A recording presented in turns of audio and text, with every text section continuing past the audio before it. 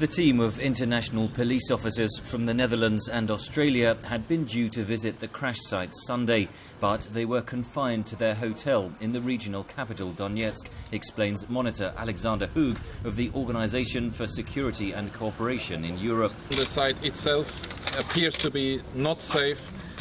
We will not risk our unarmed civilian observer mission to deploy to a site where we can't control the risk to a degree where we are confident that we have it at the level where it is acceptable. Ukraine and its Western allies say Russian-backed separatists downed the plane with a surface-to-air missile. The rebels and Moscow deny involvement. Earlier, Malaysia, whose flag carrier owned the downed Boeing, said it had struck a deal with the separatists to allow an unarmed police force to secure the site.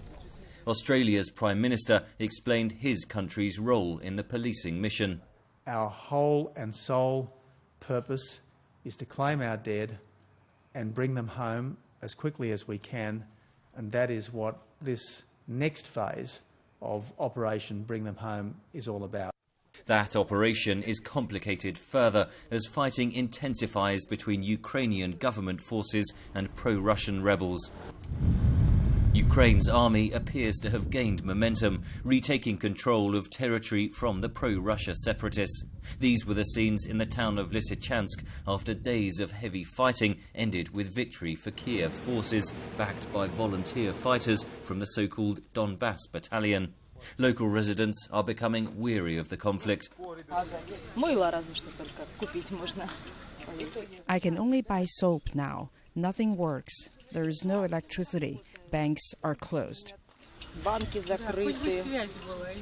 The fighting is edging closer to the centre of the key city of Donetsk.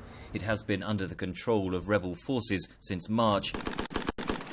Visiting Ukraine's National Guard training base Saturday, President Petro Poroshenko said his forces had the firepower to defeat the rebels.